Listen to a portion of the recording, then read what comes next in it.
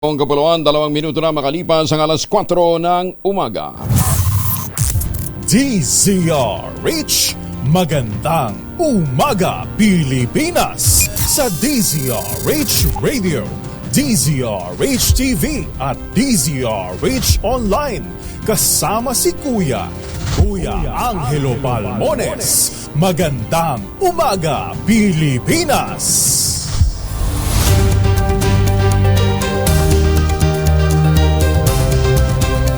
Huwebes na tayo ngayon. Ngayon ang All Souls Day. Atos ng Nobyembre 2023. Sa ulo ng ating mga balita, 1 hanggang 2 bagyo inaasahan ng Pag-asa na papasok sa PAR ngayong Nobyembre. LPA Cheerline patuloy namang magpapaulan sa Metro Manila at iba pang bahagi ng bansa. Higit 3 milyong Pinoy dumagsa sa iba't ibang mga sementeryo sa bansa sa araw ng Undas ayon po naman sa PNP. Pangulong BBM unang ginang at kasama si Senator Amy nag-alay ng misa para sa dating Pangulong Ferdinand Marcos Sr. sa libingan ng mga bayani. Pagkahabol sa mga hoarder ng pagkain at desisyon laban sa CIF nakatulong sa mataas na survey rating ni Speaker Martin Romualdez. Pilipinas inaasahang makikinabang naman sa pagbisita sa Pilipinas ni Prime Minister Kishida ng Japan. Sunog sumiklab sa isang residential area sa Sampaloc, Maynila. 4 na bumbero ang sugatan. Kasama natin ang buong radyo natin FM nationwide, ang ating action radio station sa Luzon, Visayas at Mindanao. 91.7 BNFM Radio sa Cebu at 94.3 FM sa Jensen. Bagong balita, bagong impormasyon. Kasama si Kuya Angelo Balmones. Magandang umaga, Pilipinas! Sa detalye ng ating mga balita, patuloy na magpapaulan ang low pressure area, amihan at shear line sa malaking bahagi ng bansa. Kasama ng Metro Manila ngayong Huwebes. Kalat-kalat na pag-ulan at thunderstorms ang mararanasan sa Metro Manila, Cavite, Laguna, Batangas, Rizal, Quezon, Mainland, Cagayan, Isabela, Aurora, Quirino, Bulacan, Oriental Mindoro at Marinduque. Tuling namataan ng Pag-asa ang isang LPA sa coastal waters ng Dinapigue, Isabela, pero maliit lamang ang tsansa nito na maging isang bagyo. Amihan naman ang makakaapekto sa Ilocos Region, Cordillera Administrative Region, ilang bahagi ng Cagayan Valley at Central Luzon. Samantala, 1 hanggang 2 bagyo ang maaaring mabuo at pumasok sa PAR ngayong buwan. Pangalanan nitong Kabayan at Liwayway. Ayon sa Pag-asa, 4 na potential cyclone trucks o daraanan ng bagyo ang kanilang binabantayan. Bagamat inaasang tatama sa bansa ang mga papasok na bagyo, maraming lugar ang makararanas ng mababa at bahagyang tsansa ng mga pag-ulan. Epekto naman ng El Nino. Ang pinakamatinding epekto at paglakas ay mararamdaman sa mga susunod pang mga buwan. Hindi naman nagpatinag ang milyon-milyong mga Pilipino sa pagpunta sa mga sementeryo ngayong Undas sa kabila ng pagbuhos ng ulan. Sa Manila North at Manila South Cemetery, 1.3 million katao ang nagtulos ng kandila at nag-alay ng mga bulaklak sa may yumao nilang mahal sa buhay. Sa Pasay Public Cemetery, nasa 10,000 hanggang 15,000 na mga individual ang tinatayang dumalaw sa mga namayapa nilang mahal sa buhay. Sa Tugatog Public Cemetery sa Malabon, sa Wall of Remembrance lamang nakapagtulos ng kandila mga dumalaw dahil sa nire-renovate pa ang sementeryo. Sa libingan ng mga bayani sa Taguig, bumuhos naman ang may 4,000 individual. Umaga pa lamang kahapon, nag-alay din ng dasal at panalangin sa kanilang mga mahal sa buhay. Pumalo naman sa mahigit 3 milyong katao ang dumagsa din sa mga sementeryo sa buong bansa ngayong panahon ng Undas. Kinumpirma sa DZRH sa radyo natin ni PNP spokesperson Colonel Jean Pajardo na naitala ang nasabing dami hanggang alas 5 ng hapon kahapon. Hindi nalintana ng milyon-milyong Pilipino ang masungit na panahon, makapagtulos lamang ng kandila at makapag-alay ng bulaklak sa mga yumao nilang mahal sa buhay. Nakakalat naman ang 28,000 pulis sa iba't ibang mga sementeryo at mga kolumbaryo sa buong bansa. Bukod pa sa iba pang mga ahensya ng pamahalaan na naglagay din ng kanilang mga tauhan. Gaya ng binanggit natin kanina, mahigit nga sa 1.3 milyon katao ang dumagsana sa Manila North at South Cemetery sa paggunita ng undas sa kabila ng maulang panahon. Ayon sa Manila Police District, 980,000 ang bumisita sa yumao nilang mahal sa buhay sa Manila North Cemetery hanggang alas 5 kahapon ng hapon. 150,000 naman ang mga individual na bumungos sa Manila South Cemetery 2 oras bago ang closing hours. Bukas ng dalawang sementeryo mula alas 5 ng umaga hanggang alas 5 ng hapon. Hanggang ngayong araw na ito, 2 ng Nobyembre, para makahabol pa yung mga gustong mag-alay ng bulaklak. Inimok ng Pangulong Bongbong Marcos ang publiko na magnilay, alalahanin ang debosyon ng mga santo at mga yumaong mahal sa buhay na nag-reflect sa kasalukuyang kinakaharap na hamon. Ipinanalangin din ng Pangulo ang isang makabuluhang paggunita ng All Saints Day at All Souls Day. Inikayat din ito mga Pilipino na gunitain ang pag-asa na ipinakita ng mga santo maging ng mga taong sumakabilang buhay na. Inikayat naman ng Vice Presidente, si Vice President Inday Sara Duterte, ang mga Pilipino na manalangin para sa pagpapatuloy ng mga biyaya para sa Pilipinas sa genti ng proteksyon laban sa kalamidad at giyera at iba pang mga puwersa na nagdudulot ho ng problema. Sinabi pa nito na sana igabayan ng mga santo ang mga Pilipino sa landas kung saan tatawagin ang mga ito para magsilbi sa mga mahihirap at aapi, gayon din ang mga may karamdaman at nasa bingit ng kamatayan. Nagpadala naman ng bulaklak si Pangulong Ferdinand Bongbong Marcos Jr. sa libingan ni dating Pangulong Cory Aquino at dating Senador Ninoy Aquino, gayon din sa dating Pangulong Noynoy Aquino. 2 flower wreath ang dumating sa mausoleum ng pamilya Aquino sa Manila Memorial Park. Nakasulat sa ribbon ng 2 malaking flower wreath ang pangalan ni Pangulong BBM o Pangulong Ferdinand Marcos Jr. Samantala, bumisita din si Senator Amy Marcos sa puntod ng kanyang yumaong ama na si dating Pangulong Ferdinand Marcos Sr. sa libingan ng mga bayani sa Taguig City. Kasama ng senador ang buong pamilya, kabilang ang kapatid na si Pangulong Bongbong Marcos at ang bunsong kapatid nilang sa Irene Marcos Araneta, gayon din ang dating unang ginang Imelda Marcos. Present din si unang ginang First Lady Lisa Araneta Marcos at ang mga anak na sina Joseph Simon at William Vincent. Ayon kay Senator Amy, nag-alay ang pamilya Marcos ng misa para sa namayapa nilang ama, kasama ang daang-daang taga-suporta ng iba ay galing pa sa mga probinsya. Kasabay nito, hinimok ng senador ang publiko na magnilay-nilay, mahalagahan ang ating mga yumao, ang mga santo, gayon din ang ating mga namayapang mahal sa buhay. Umaasa naman si Senator Amy na gagawing ehemplo ng sambayanan ang mga santo upang tahakin ang kabutihan at kapayapaan ng buhay at maging inspirasyon sila sa pananampalataya at pagmamahal. Naging mapayapa nga sa pangkalahatan ng paggunita ng undas ngayong taon sa Metro Manila.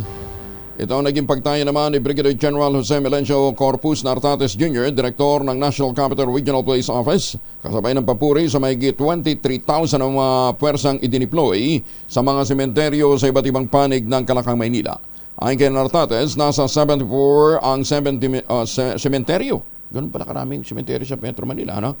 74 ang sementeryo, 53 ang columbarium na nasa National Capital Region na kanilang tinutukan upang matiyak na ligtas ang paggunita ng undas. Samantala, pabor din si Nartates na ipatupad ang no overnight rule sa ilang sementeryo.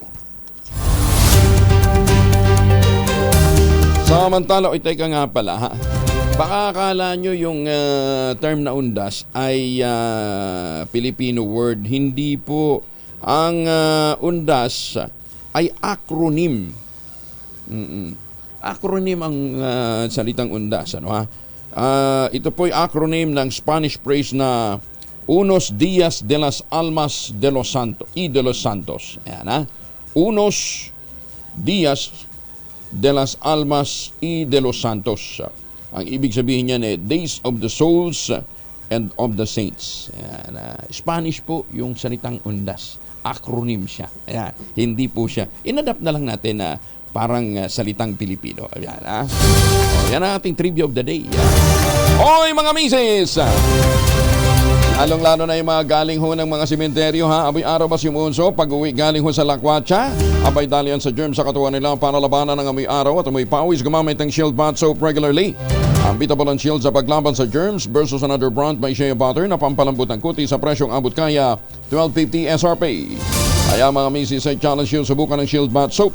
Galit sa sakit may malasakit, sulit na sulit. 13 minuto na makalipas ang alas 4 ng umaga. Magandang umaga po sa mga Pilipino dyan sa Hong Kong, sa Taipei at ang masuki natin sa Estados Unidos. Mamalengke muna tayo. Nasa Muntinlupa Public Market ngayon si Noche Kaka sa RH27. Noche, good morning.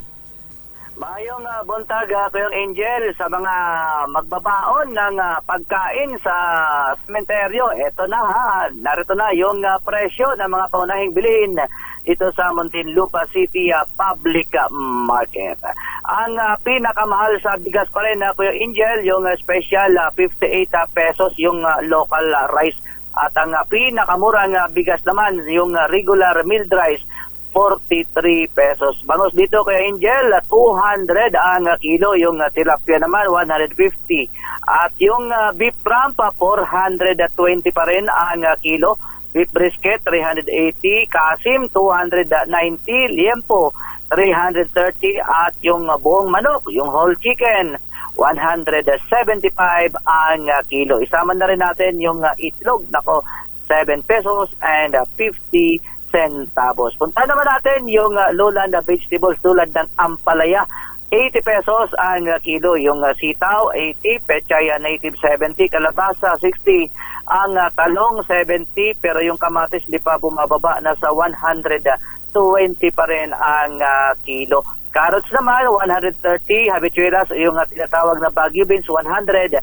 White potato, 170 ang kilo. Yung pechay Baguio naman, 80 pesos. Kung kayo na may naghahanap ng sayote, sama ko na rin 40 pesos ang kilo. Sibuyas pula, yung local, 130 ang kilo. Garlic imported, 140. Ang luya na local, 150. Habang ang siling labuyo, bumaba na rin, nasa 300 ang kilo. Kalamansi, 100. Lakatan, 90. Latundan, 70. Papaya solo, 40 pesos. Habang ang mangga, 190.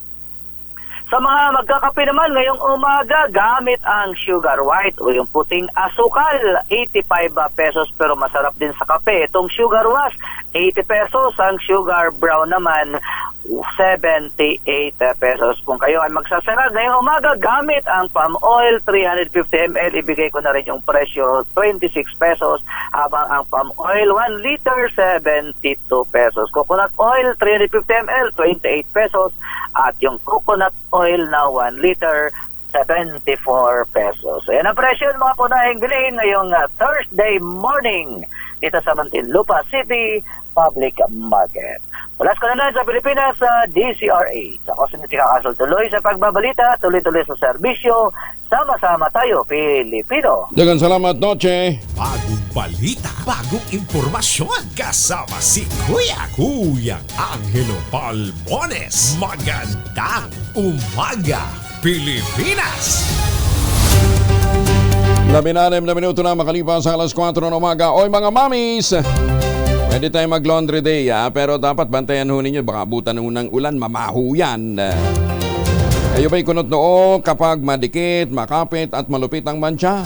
Aba, all you need is Pride. Ba't mapahirapan ang self-con sa Pride? Easy at worry-free naman ang laundry. Sa Triple Stain Away formula, tanggal ang matitindi mancha based on sa chocolate, mud, and Sebamon cotton. Gawa po ito ng ACS. At ulit tayo sa mga balita, tumataginting na 10 milyong pisong cash prizes ang naghihintay sa mga maswerteng bingo aficionado ngayong Pasko. Kasado na ang Link Bingo Games ng Philippine Amusement and Gaming Corporation of PAGCOR na tatawaging Paskong Big Time Bingo Milyonaryo sa New Coast Hotel, Maynila. Ito po sa December 10. May pagkakataon ng lahat ng player na mag-uwi ng 1 milyong piso kada laro. Available ang tickets sa halagang 3,000 pesos na bawat isa at makakakuha ang players ng hanggang 4 na card kada laro para naman sa 10 bingo games. Bukod sa host site, maaaring sumali ang mga interesadong players sa Link Bingo event sa mga participating casino Filipino branches at satellite sa Angeles. Yan din sa Bacolod, sa Cebu, Grand Regal, ito pinasa Davao, Ilocos Norte, Iloilo, Mactan, Madison, yung Madison nandyan po sa may Mandaluyong, Mandaue, gayon din sa Malabon Grand, Olongapo, Tagaytay, Tagum at Talisay.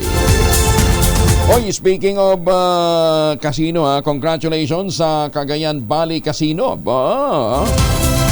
Itong Cagayan Valley Casino ay nandyan yan sa Kawayan, Isabela.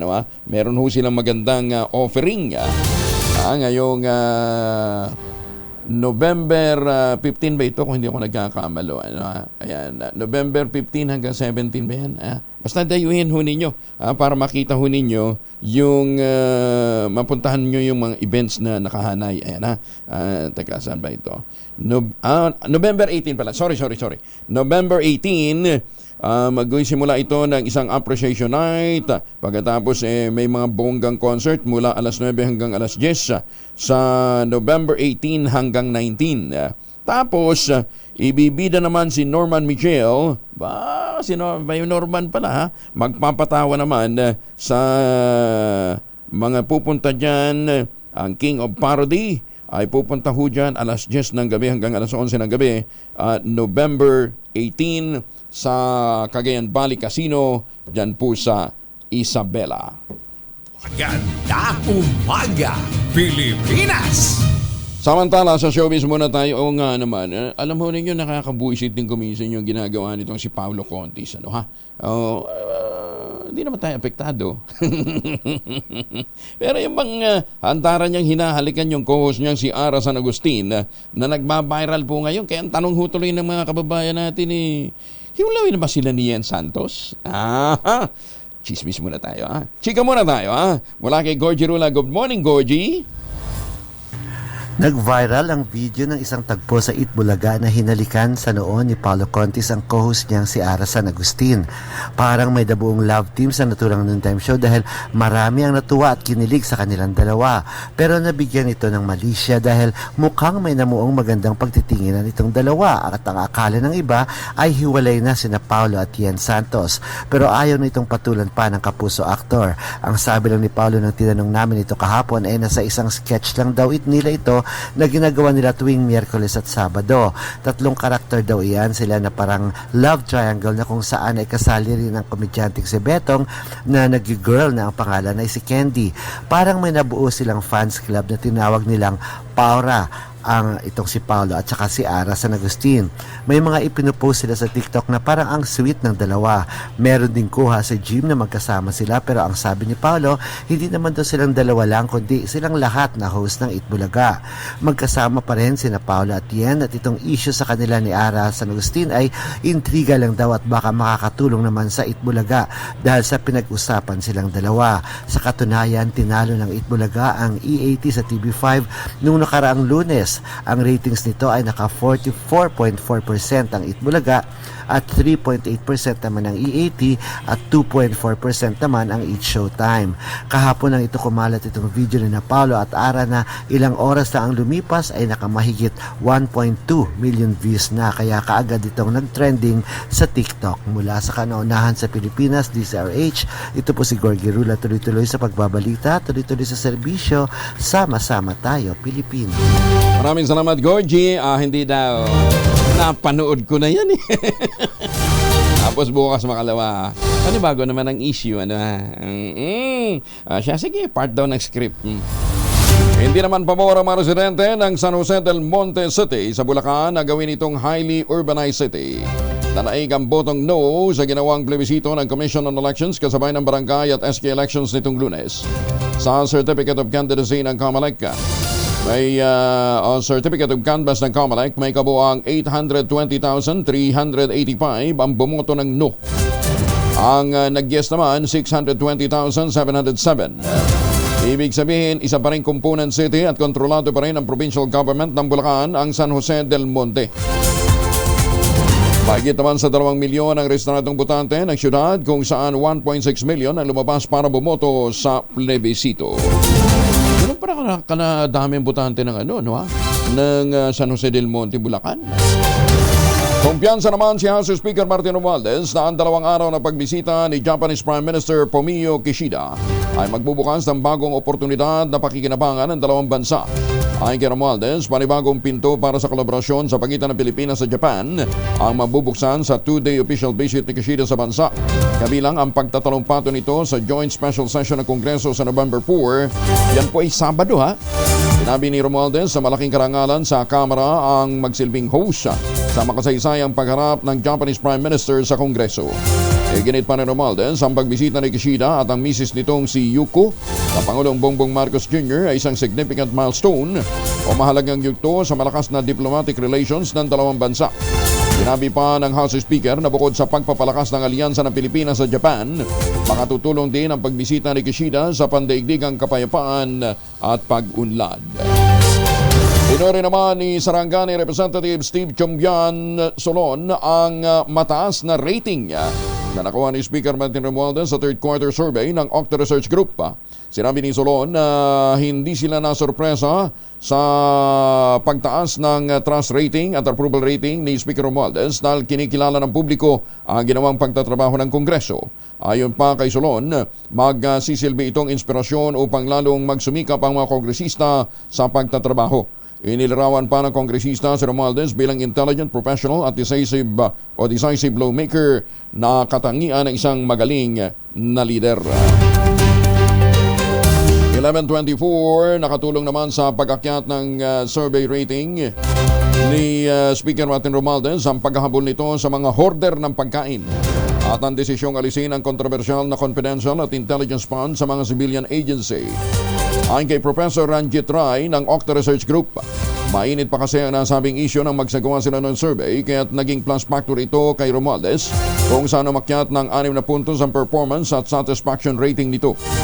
Sa survey ng Octa Research mula September 30 hanggang October 4, tanging si Romualdez ang 4 na puntos ang itinaas. Iba pang mga opisyal na gobyerno na may malaking inakyat sa rating, sinusundan ni Senate President Mig Zubiri.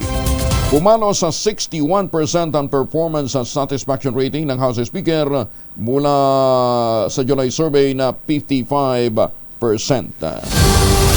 Mga sementeryo, ini-inspeksyon pa rin ang mga kapulisan sa Batangas.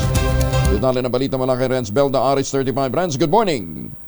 Nagsagawa ang Batangas Police Provincial Office sa panguna ng Provincial Director na si Police Colonel Samson Belmonte ng inspeksyon sa mga sementeryo sa probinsya ng Batangas upang masiguro ang seguridad at kaligtasan ng mga kababayan. Pinaalalahanan din ng mga mamamayan sa mga kagamitan na bawal dalhin sa pagpasok sa sementeryo tulad ng anumang likido na magsasanhi ng sunog, lahat ng uri ng patalim o matutulis na bagay na maaaring makasakit, lalo na ang bala at barila.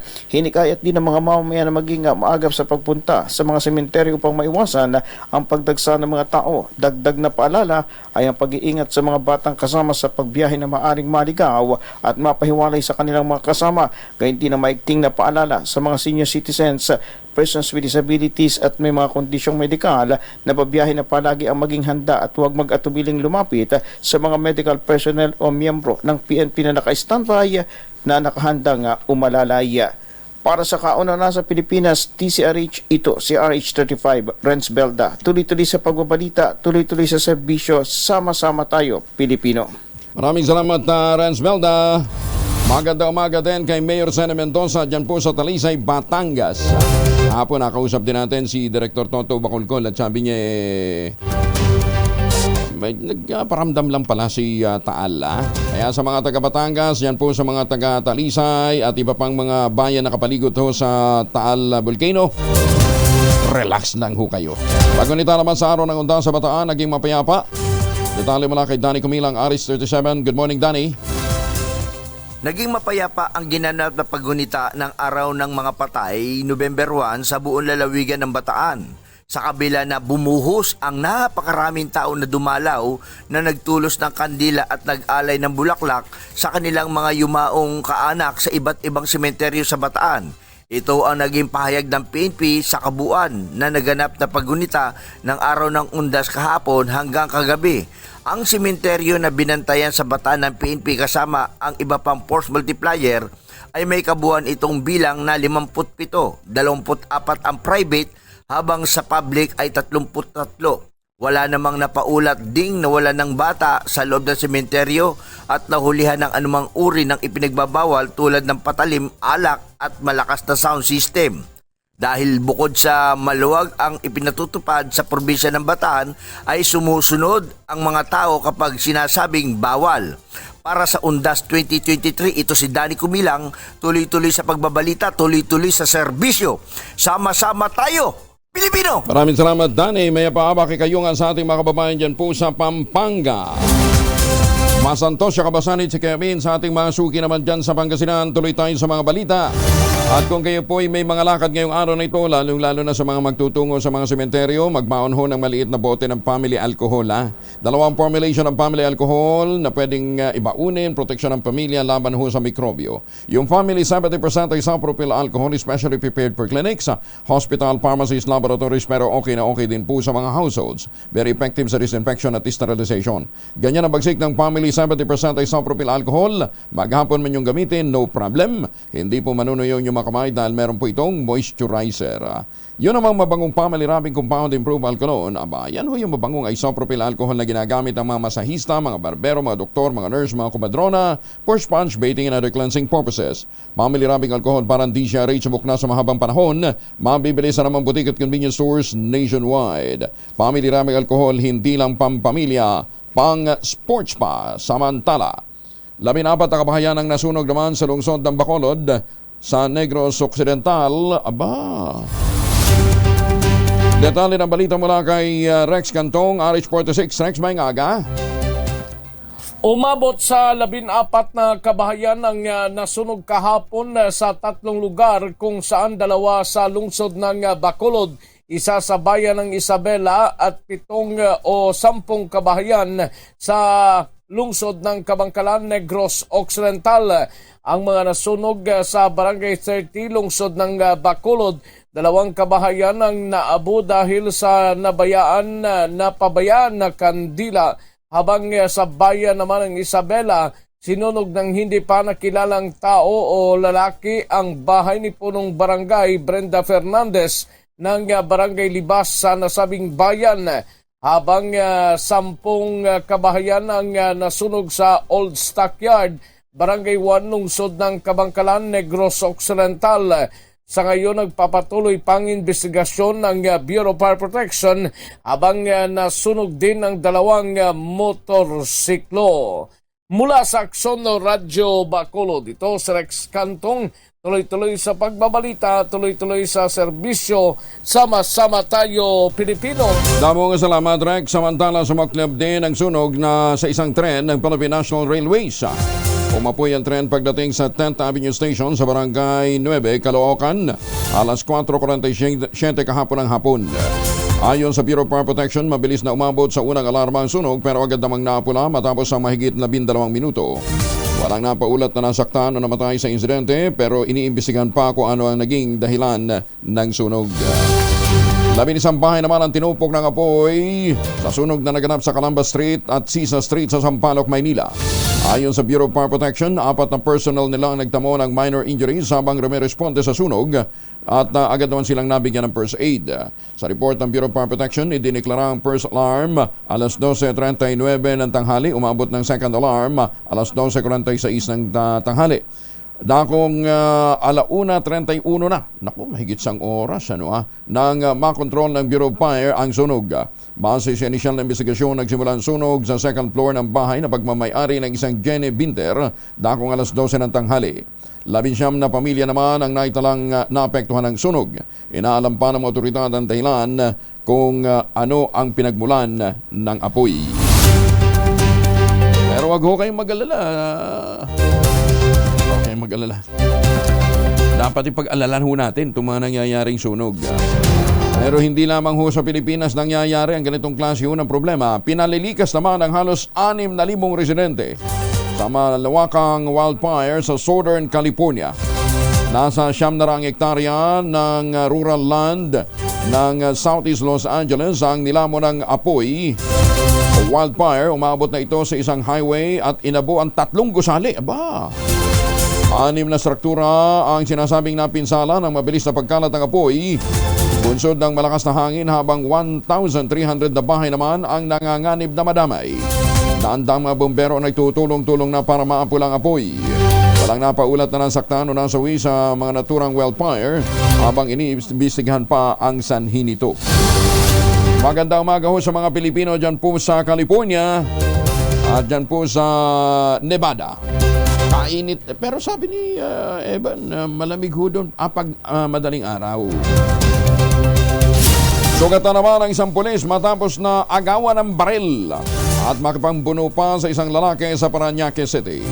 Kinilala ang biktima na si Police Corporal Roselito De Leon, nakatalaga sa San Dionisio, Parañaque Police Substation. Stable na ngayon ang kondisyon matapos tamaan ng bala sa kanang sentido. Naaresto naman ang suspect na si Luigi Mora Ganusa alias Toto Negro. Sa ikinasang follow-up operation ng mga otoridad matapos ang naturang insidente. Bago ang pang-aagaw ng baril, nagkaroon muna ng mainit na pagtatalo ang suspect ng kaibigan ito habang sila ay naglalakad. Ayan, yung video ho na viral din ho ngayon sa social media. Ano ha? Kalaunan, lumapit ang isa sa isang police mobile na nasa Palanyag Cemetery at persahang inagaw ng isang lalaki ang baril ng pulis. 3 basyon ng bala na recover sa scene of the crime kung saan naagawan ng baril itong pulis na si De Leon. Nahaharap naman ang suspect sa reklamong 2 counts of frustrated homicide, physical injury at direct assault to person in authority. Bay loko ha? Pero mas nasabi ba natin naging complacent masyado Pero kita mo talagang ang lakas ng suspect ibinalibag pa yung pulis para lang maagaw yung baril. Ay, magandang umaga sa mga Pilipino dyan sa Hong Kong. Inudyukan ng isa pang senador sa Amerika ang Association of Southeast Asian Nations na magkaisa laban sa hindi pangkaraniwang na pagkilos ngayon ng China. Ayon kay US Senator Jim Riska, hindi dapat ipagwalang bahala ng Asya ng panghimasok o foreign interference ng China sa domestic affairs, ganyan din ang walang patayong pag-angkin ng mga teritoryo. Binigyan din ng mababatas mula sa Estados Unidos. Mula po ito sa State of Idaho. Ang tinutukoy na pambabraso ay malaking hamon din para sa Estados Unidos ng Amerika. Pinag-iingat ng US Senator ang ASEAN laban po sa iba pang taktika ng China na ang layunin ay hatiin ang pagkakaisa ng samahan. Nakakasuha naman sa gobyerno ni dating Supreme Court Senior Associate Justice Antonio Carpio ang China sa bago nitong harassment sa West Philippine Sea. Suggestion ito ni Carpio matapos ang pagbuntot ng China sa tropa ng gobyerno sa Baho de Masinloc at inakusahan pang trespasser ang Pilipinas. Ayon kay Carpio, dapat magkasa ang pamahalaan ng bagong kaso sa International Tribunal kaugnay ng territorial dispute. Maaari na niyang hamunin ang nag-DFA ang China para magsumite ng kaso sa International Court of Justice ng United Nations kung saan tiyak na mapapahiya ito. 36 na makalipas ang alas 4 na umaga, binuksan na ng Egypt ang Rafah border crossing sa kauna-unahang pagkakataon mula nang sumiklab ang Israel-Hamas war. Kabilang ang 2 Pilipinong doktor sa mahigit 500 dayuhan na unang pinayagang makalabas mula sa Gaza Strip. Nagtatrabaho ang 2 Pinoy doctors na ito yung mga miyembro ng Doctors Without Borders sa isang international humanitarian organization. Umapila naman ang Department of Foreign Affairs sa Israel, iprioridad ang iba pang mga Pilipino na makatawid din sa naturang border. Balik Pilipinas ang unang batch ng mga Pinoy repatriates mula sa Lebanon. Bukas yan sila darating Biyernes. Ayon kay Foreign Affairs Undersecretary Eduardo de Vega, kabilang ang mga ito sa 165 na mga Pilipinong nagpasaklolo para magkaroon ng repatriation ng gobyerno. Ililikas sa mga OFW sa pamamagitan ng commercial flight, pero posible ring idaan sila sa karagatan oras na lumala ang tensyon sa pagitan ng Israel at ng Islamist group na Hezbollah. Isinailalim ng TFA sa Alert Level 3 ang sitwasyon sa Lebanon kung saan ipinatupad ang voluntaryong evacuation ng mga Pinoy doon. Halos kalahati naman ng pamilyang Pilipino nagsasabing sila ay mahirap. Base sa resulta ng survey ng social weather stations noong Setyembre, 48% o katumbas ng 13.2 million families na mga Pilipino ang nagsasabing sila ay mahirap. Mas mataas ang naturang bilang ng 3 puntos kumpara sa resulta ng survey na isinagawa noong June 2023 na may 45% ng mga pamilyang Pilipino o 12.5 million Pilipinos ang nagsabing sila din po ay mahirap.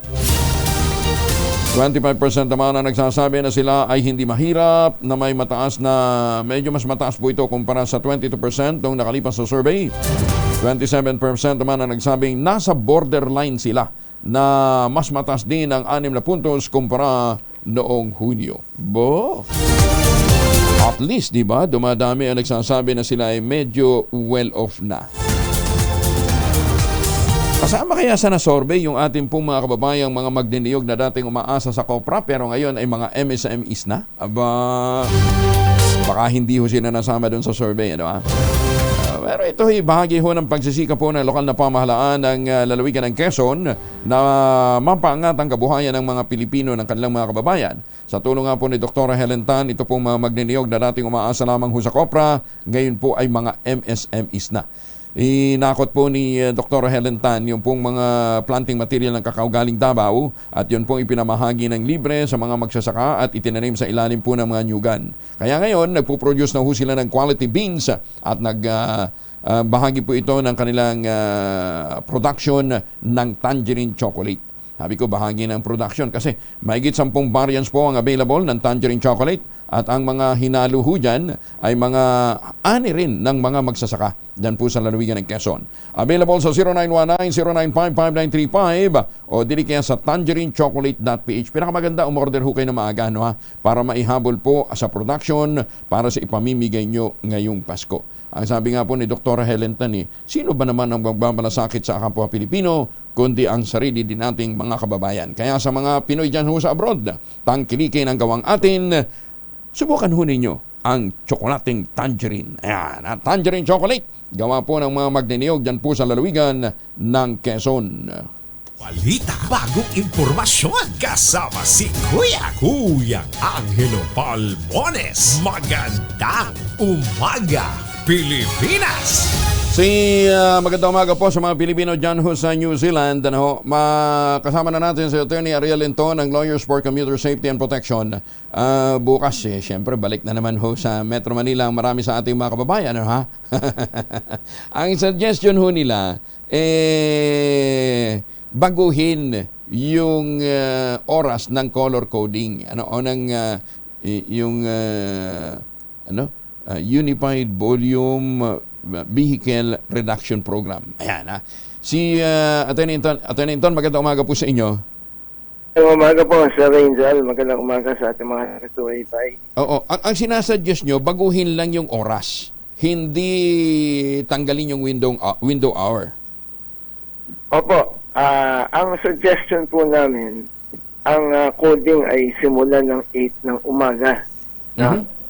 Dahil po, alam niyo yun po kasing 1 hour in 7 to 8. Malaking bagay po yan sa mga middle class. Kasi yung coding po ang naapektuhan po niyan, yung middle class and working class. Yung mga rich and the powerful. Talaga namang may coding o wala. Ang kotse niya, mga 4-5 eh. Hindi naman sila apektado ang coding. Oo nga. Pero yung mga middle class, the single owner, single vehicle owner, o kaya naman pinilit na dahil sa coding ay pinilit bumili ng isa, yan ang mga apektado. Ang tingin po namin dyan, kapag ka bumili po ng second car, yung second car hindi naman ginagamit lang yan kapag ka coding yung isa yung original Mm-hmm. Gagamitin rin po yung second car every day. Kaya imbis na nakabawas po ng sasakyan, nakadagdag po dahil bumabiyahin din yung isang sasakyan every day.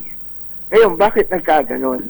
Kasi po ang isang sa aming pag-susuri, ang isang ordinaryong pamilya, kung si Mister, no, iahatid niya po sa umaga yung kanyang mga anak and probably yung kanyang misis, no, sa trabaho.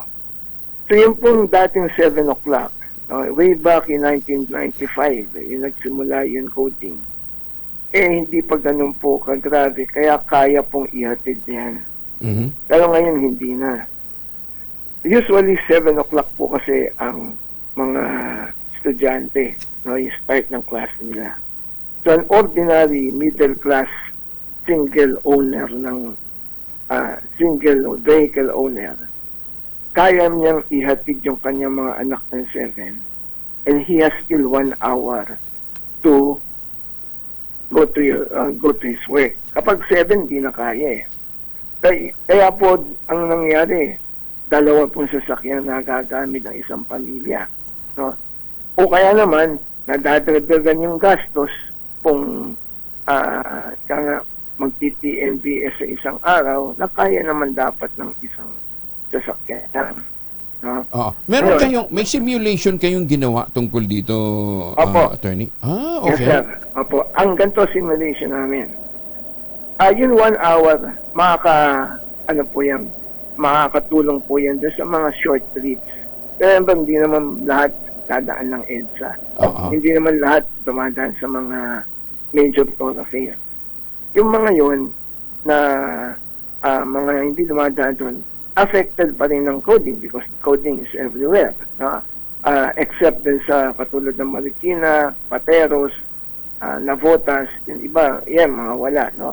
Pero, of course, yung kabuuan ng Metro Manila, lahat po yan mag-start ng coding ng 7. Paano kung hindi ka naman dumadaan ng EDSA? At ang dadaanan mo lang, for instance, ay nasa looban. No? Yung isang oras kakayanin po yun ng isang sasakyan na maihatid lahat. Kasi ang importante po naman sa private owner as a middle class na isang sasakyan lang, importante sa kanila yung rush hour eh. Not really the window hour eh. The rush hour. Kasi doon niya kailangan yung sasakyan niya. Kapag ka window hour, nakapark lang naman yung sasakyan niya eh. Hindi naman siya umaalis eh. Aalis yan sa rush hour pabalik. Yung pabalik naman po, pwede rin pong tingnan na gawing 6 o'clock mag-umpisa para makauwi po yun alas 5, kaya niyang umuwi ng 5 to 6. No? Because that 1 hour, sabi nga sa inyo, yung mga short trips na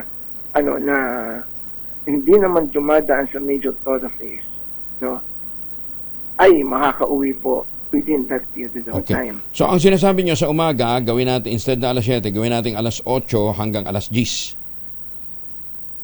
Opo. Ngayon, kung gusto naman nilang tanggalin yung coding, yun din nga po, pag-aralan po nila yung pagtanggal niyan kung talagang gusto nila. Pero ang nakikita po namin dyan, sa everyday, sa single car owner, ang importante sa kanila is the rush hour. At kahit tanungin po natin mga car dealers, yung bumibili ng second car or even a third car, ano reason nila? Because of coding. Yan po. Kasi, bakit hindi sila nagsiship sa public transport? Wala naman public transport. Public transport. Public transport, pag bumiyahe ka ng inabutan ka ng rush hour, wala ka rin masakyang public transport. Opo. Aalis ka ng alas 3 ng umaga o alas 4 ng umaga. But the 1 hour that we think na will help, no, the 1 hour will help reduce traffic. No? Pag sinabi, hindi sasabay sa rush hour yon. Well, sasabay man sa rush hour yan, hindi naman yan doon, dadaan dun sa mga major thoroughfares. Kasi matatansya po ng car owner, nakakayanin niya isang oras. Na mahatid niya yung kanyang mga anak at yung kanyang asawa, no, in a span of 6 to 8 in the morning.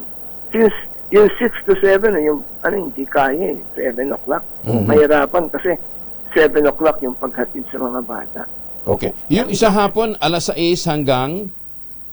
Well, nasa kanila po yun. Kung kasi Hindi, ang sinasuggest nyo, alas 6 hanggang alas 8. 6 to 8. Pwede po, kasi yung 5 to 6, ganun din po yung pauwi. Imagine yung mga single car owner, hihintayin ng mga bata yung kanilang magulang ng 5 oras kung ang kanilang labas ay 3, no? 8 o'clock sila masusundo, no? But you give them that 1 hour, yung 5 to 6, no? At tatantyahin nila ng kakayahan nila makauwi within that hour. Makakabawas po tayo ng traffic. Okay. Sige. Teka, formal na kayo sumulat? Hindi pa po kasi nag-uumpisa pa lang po namin discuss to yun. Nagkaroon ng announcement ng MMDA at ang Metro Manila Mayors na yun nga, pinag-aaralan nilang baguhin, no? I-modify yun color coding. So gagawin po namin yan, no? After the holidays, na mapag-aralan po yun dahil the original concept nga niyan coding noong 1995 kaya nag-start ng 7 o'clock because ang tingin ng mga yung mga eksperto ng mga nakarang panahon anong mga 1990s ay kaya na yun yung mga early birds makakapunta na sa kanilang mga trabaho at mahatid yung mga anak nila. Yun po ngayon, hindi na po kaya no? Pero subukan niyo pong i-add po natin ng 1 oras. No? Yung mga hindi dadaan ng mga major thoroughfares, no? Yun po ang makakatulong, matutulungan po natin. Kasi kaya nilang tansyahin that they can reach their offices at 8, pero nahatid na niya yung ibang kailangan niya i-attend. But if 7 o'clock, ang ginagawa ngayon, si tatay, iba sasakyan, tapos yung ibang sasakyan din, no, nagsa-second car sila para naman sa iba. Okay. Attorney Inton, maraming salamat po sa inyo. Thank you for joining us. Maraming salamat po, Sir Angel. Maganda yung suggestion ni Attorney Inton na dapat din pagtuunan ng pansin ng mga taga-MMDA. Magandang umaga, Pilipinas! Magandang umaga sa mga taga-Candelaria, Quezon, sa mga taga-San Nicolas, Pangasinan, Masantos, Kabasan, Chagamin. O yan itong binabanggit ni Teresito Lu. Meron daw pong isang insidente dyan po sa Nueva Ecija. Isang SK chairman candidate napas lang din sa loob ng kanyang bahay. Tinira ng ice pick. O, ganun ha. Follow up natin yan ha. Pa-check nyo nga ito, Malu. May buntag sa mga tigpaminaw nato riyan sa Iligan City, sa Lanao del Norte at sa mga suki natin dyan sa Hayward, California. Teka muna, batiin na rin natin yung mga nagbe-birthday ngayon, ano ha? Attorney Dan Calica, happy birthday. Attorney Dan, kumusta ka na ha? Attorney Dan po ay isang napakagaling na profesor dyan po sa UP College of Law. Binata yan ha, sa mga girls dyan ha? Binatang-binata yan, single and available. Dr. Attorney Dan Calica. Binenta na kita, Attorney Dan. Meron pa isa nagbe-birthday ngayon, si Igan, si Arnold Clavio ng GMA7. Happy birthday, Igan. At mula po naman sa mga poging miyembro ng Class 80 ng PMA, si Sammy Diciano. At Kuya Sam, happy birthday. O Sam, happy birthday. Binabati ka ng mga poging mapitagan. Ulitin ko lang ha, yung bonggang anniversary ho ng Cagayan Valley Casino Filipino sa Kawayan City, November 18. At tabayanan po ninyo yung mga offerings dyan ha, yung mga bonggang entertainment. Ang culminating yung pagpapatawan ni Norman Mitchell. Kumusta naman kabay?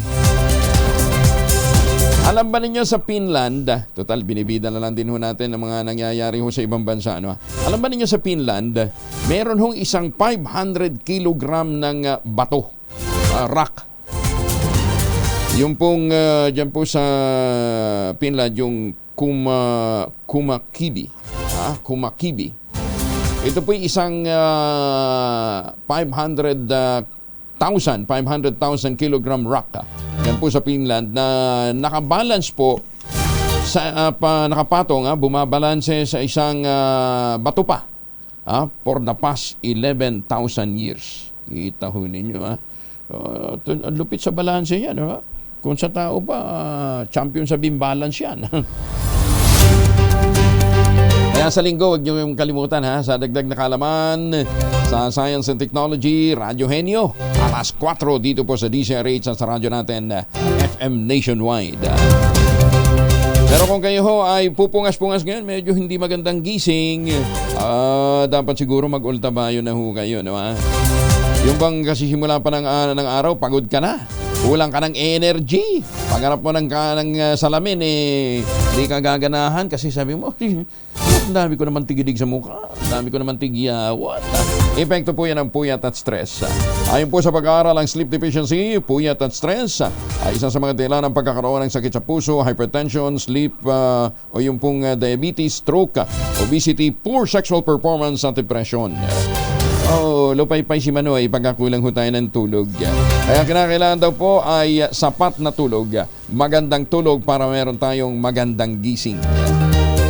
Yan po pumapasok ngayon ang kauna-unahang postbiotic food supplement ng Pilipinas. Ito pong Ultabio. Ang postbiotic ay tinuklas ng mga dalubhasa dyan po sa Japan at ang ginawa ho naman ng Theoxis Health Ventures ay inilagay ito sa isang kapsula. Ang tawag nga po dyan ay Ultabio. Ito po ay rekomendado ng mga doktor dahil ito po ay rehistrado sa Food and Drug Administration.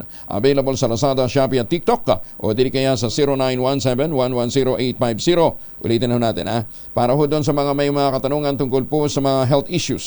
0917-110-6580. Diyan po kayo mag-text ng inyong mga concern nang masagot ng ating pong mga nakastambay na mga medical experts. Sa panahon ng pagbabago ng panahon, stressful na buhay, kakulangan ng tulog, kailangan natin ng kaagapay. Yan po ang inyong kasanggay, Ultabio. Available dyan po sa John's Pharmacy sa Zamboanga City at pas Med Pharmacy naman dito po sa San Pedro, Laguna. Sa mga pangunahing butika sa Metro Manila, malapit-lapit na. Maganda umaga, Pilipinas! Mga dumalaw sa walang sementeryo sa Caloocan, umabot na ng mahigit 300,000 hanggang kagabi ayon po naman sa PNP. Detalye na balita mula kay Edwin Duque, Aris 23. Edwin. May bundag Kuya Angel sa inilabas ngayong tala ng Caloocan Police, umabot sa 313,000 katao ang dumalaw naman sa walong sementeryo sa Caloocan hanggang kagabi. Ayon dito kay Police Colonel Ruben Lacuesta, ito ay base mano sa report ng kanilang bawat commander sa bawat sementeryo sa dalawang distrito. Ang Lalabas Cemetery ang pinakamalaking sementeryo sa lungsod, ang umabot ng 100,000 katao. Habang 100,000 din sa Luwalhati Cemetery sa North Caloocan. 80,000 naman sa Sagandaan, Caloocan at 15,000 sa Baysa, 6,000 sa Continental Cemetery. 5,000 naman sa Villacampo at Congressional Road, habang 2,000 naman sa Grace Park, Caloocan. Naging payapa umano sa kabuuan ang araw ng undas sa tulong na rin ng 287 pulis na itinalaga sa mga sementeryo. Inasang sa araw nito ay may mga dadalaw pa rin, kaya yung pwersa ng pulis, bagamat medyo mabawasan, pero manatili pa rin sa mga sementeryo sa lungsod. Mula pa rin sa Kauraman sa Pilipinas, DCRH ako si Aris 23. Edwin Duque, tuloy-tuloy sa pagbabalita, tuloy-tuloy sa serbisyo. Sama-sama tayo, Pilipino. Maraming salamat, Edwin. Samantala, 60% ng mga Pilipino mayroong part-time job kung saan karamihan ay mga kabataan. Sa survey ng research firm na Agile Data Solution Incorporated, nadiskubre na pangunahing dahilan ng kabataan ang problemang pinansyal. Yan pa man, habang nagkakaedad umano ang Pilipino, nagiging prioridad nila ang flexibility ng trabaho kumpara sa mga kabataan na handang isakripisyo ang oras kapalit ng financial security.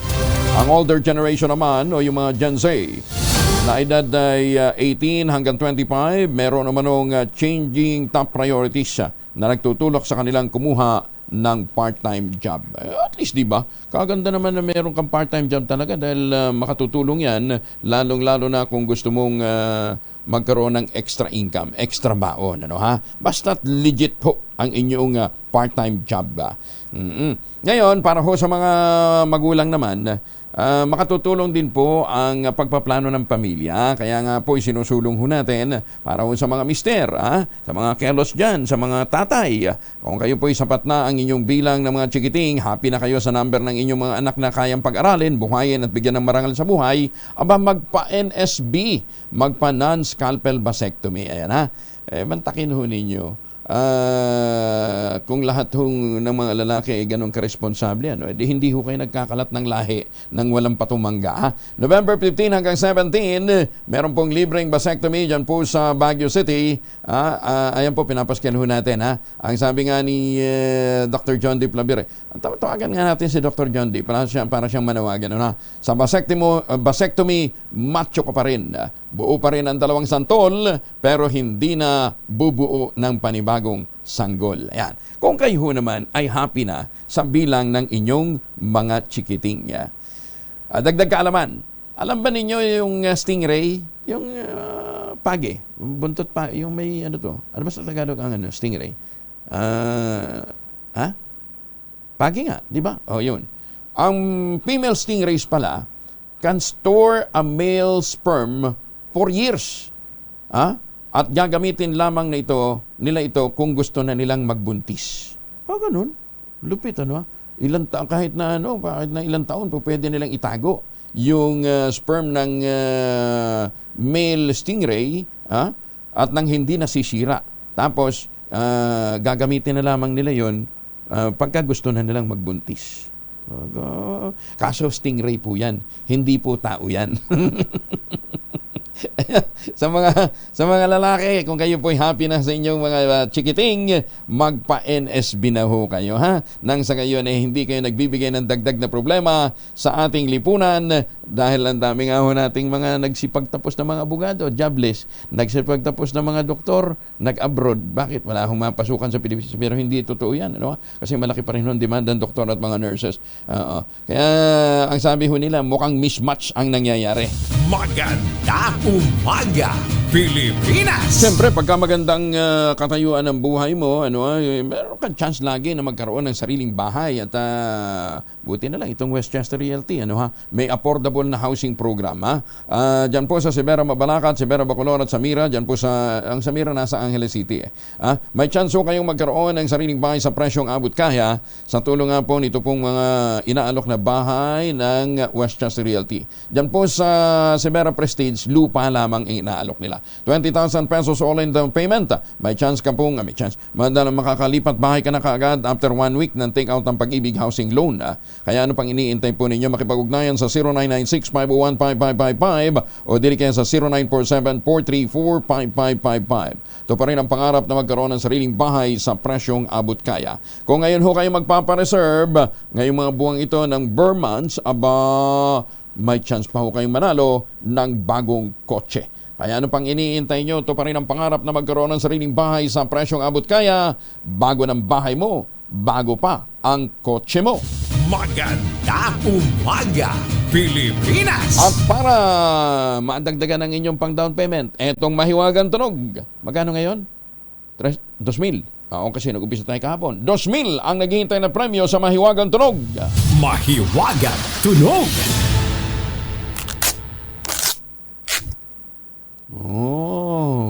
Yan pong item na ginamit dyan ay ginagamit din ninyo araw-araw. Ang item na ginamit sa ating Mahiwagang Tunog ay ginagamit ninyo araw-araw at panahon pa ng mga Egyptian. Ginagamit na ho yan. Panahon pa ng mga Egyptians, ginagamit na ang item na yan na ginagamit nyo rin araw-araw. Maganda umaga, Pilipinas! 1 minuto na makalipas ang 5:00 na umaga.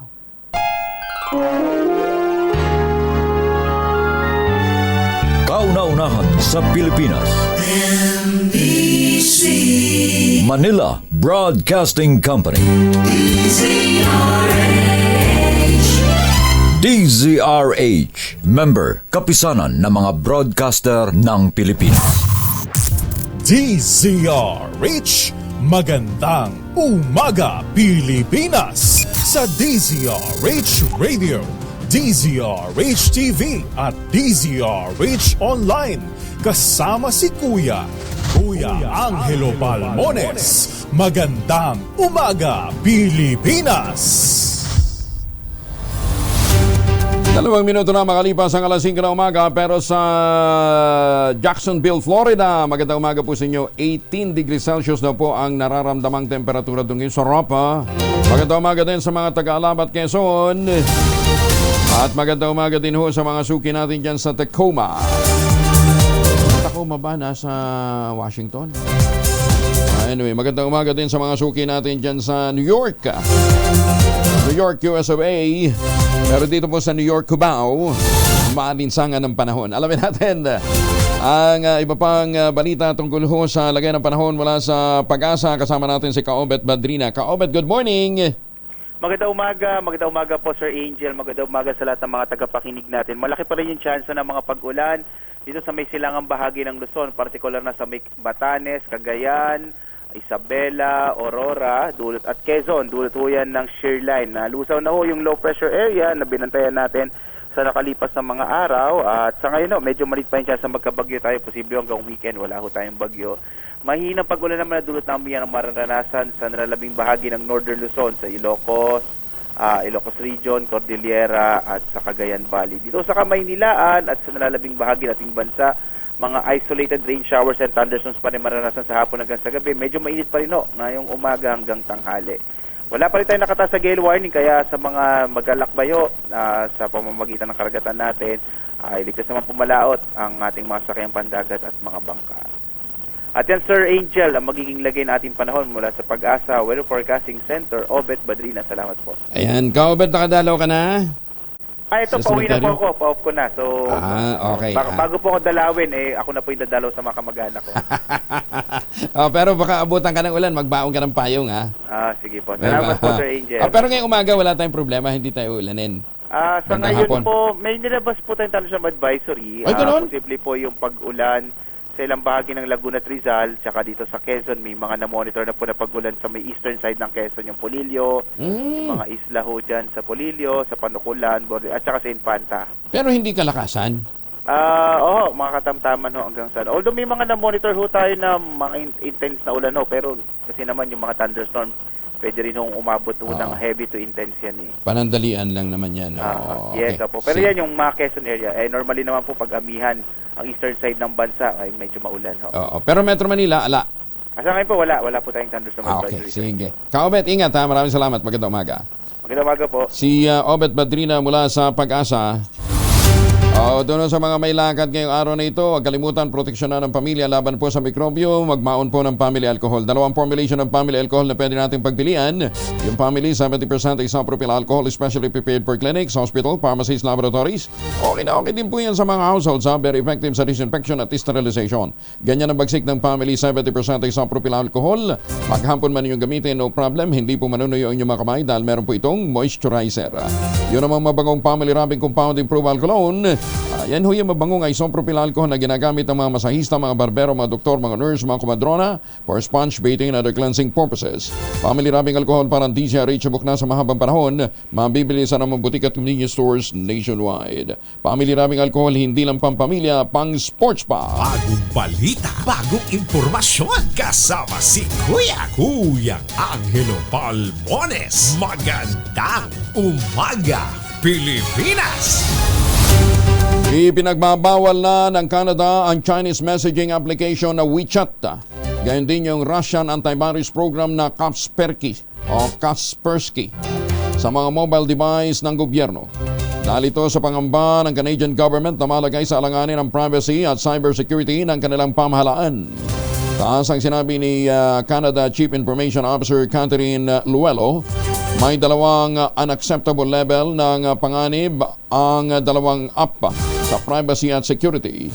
Samantala, sinabi naman ng Department of Information and Communication Technology sa Pilipinas, wala pang balak ang ating bansa na magkasa ng ban sa 2 platform sa gitna ng agresyon ng China sa West Philippine Sea. Nako! Gusto ko na tuloy maniwala na ang DICT nagbago na ng kahulugan. Department of International Conferences and Travel.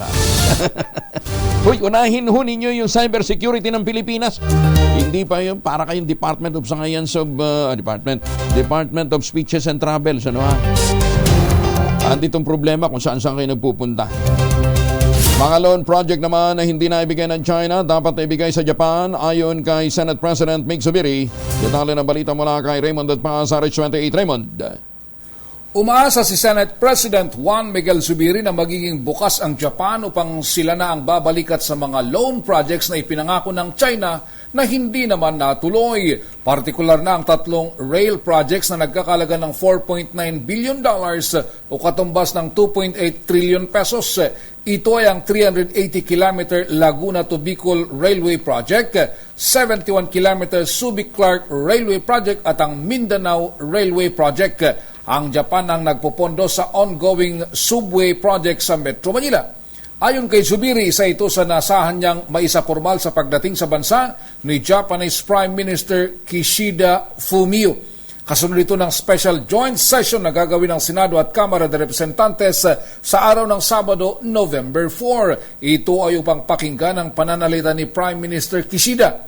Maliban sa mga railway projects ay pinupursige din ni Zubiri ang Reciprocal Access Agreement o RAA sa pagitan ng Japan at Pilipinas. Sa pamamagitan nito ay maaring mag-training ang mga tropa ng Pilipinas sa Japan. 18 senador nang nag-confirm ng kanilang attendance sa gagawing special joint session sa araw ng Sabado.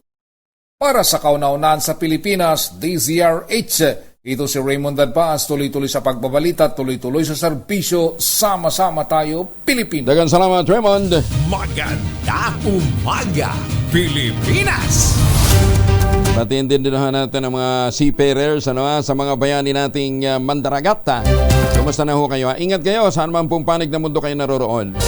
Pinuri naman ni Iloilo Representative Julian Jam Baronda ang uri ng pamumuno ni Speaker Ferdinand Martin Romualdez sa Kamara de Representantes. Ang mataas na satisfaction at trust rating umano ni Speaker Romualdez sa survey ng Octa Research ay patunay na ikinalulugod ng publiko ang kanyang ginagawa. Tinukoy din ni Maronda ang pag-aproba ng Kamara sa panukalang 2024 national budget at sa lahat ng 20 LEDAC priority bills ilang buwan bago ang deadline. Bukod dito, sinabi ni Maronda na isa si Romualdez sa principal organizer ng Bangon Pilipinas Servicio Fair na dinadala ang government services sa pinakamahihirap na lugar sa bansa. Ang mataas umanong satisfaction at trust rating ni Speaker Martin Romualdez sa third quarter survey ng Octa Research ay hatol ng publiko sa ginagawa ng Kamara de Representantes. Ito naman ang pananaw ni Lanao del Sur Representative C. Alonto Adyong. Matapos tumaas ng 61% ang performance rating at 60% na trust rating ni Speaker Romualdez sa survey ng Octa na isinagawa mula September 30 hanggang October 4. Sinabi pa ng kongresista ang mataas na rating ay lalo pang magtutulak sa Kamara para pagbutihin ang kanilang trabaho sa pamamagitan ng paggawa ng mga batas na mga tutulong sa pagpapaunlad at ikabubuti ng mga Pilipino. Bahagya namang bumaba ang presyo ng bawat kilo ng sibuyas base sa monitoring ng Department of Agriculture. Ayon kay Assistant Secretary Arnel de Mesa, tagapagsalita ng DA, mula 140 bumaba na sa 130 ang halaga ng bawat kilo ng pulang sibuyas. Posibleng bumaba pa ngayong panahon ng anihan. Iniyak din ni de Mesa sapat ang supply ng gulay hanggang unang quarter ng 2024. Base sa monitoring ng DA sa mga palengke sa Metro Manila, mabibili ang lokal na puting sibuyas ng 120 hanggang 160 pesos per kilo, habang 120 hanggang 170 pesos naman ang imported. Ang lokal na bawang naman ay nasa 500 pesos per kilo, habang ang imported ay 120 hanggang 160 pesos per kilo. Ang patatas, ang mahal na patatas, naglalaro sa presyong 160 hanggang 220 pesos per kilo. Ang sili naman 200 hanggang 350 pesos per kilo, mas mababa sa dating 800 pesos per kilo noong Setyembre. Salamat ha! Pero itigil nyo na daw muna ang importation ho ng sibuyas. Pakiusap ho ng mga nagtatanim ho ng sibuyas. Anihan ngayon. Kaya wala naman dahilan para ho tayo mag-import. Matatag ang importasyon ng Pilipinas sa bigas sa kabila ng problema sa global supply at banta din ng El Nino.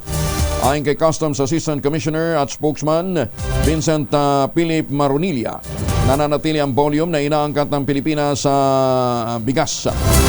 Sinabi pa ni Attorney Maronilla, inatasan ng Pangulong Bongbong Marcos ang Bureau of Customs na silipin ang mga bodega na posibleng ilegal na nagtatago ng bigas. Pinabantayan din ng Pangulo sa Bureau of Customs ang issue ng smuggling at hoarding na siyang sanhi ng manipulasyon ng presyo. Matatandaang ipinamahagi ng Pangulong Bongbong Marcos ang mga nakumpiskang bigas ng Bureau of Customs. Ipinamigay ito sa mga mahihirap na pamilyang Pilipino. 12 minuto na makalipas ang alas 5 umaga, dagdag na pondo sa DICT. Aba! Kinakailangan daw para mapalakas ang cybersecurity. Detalye ng balita mula kay Manang Milky Riconan, Ariswell. Manang Milky.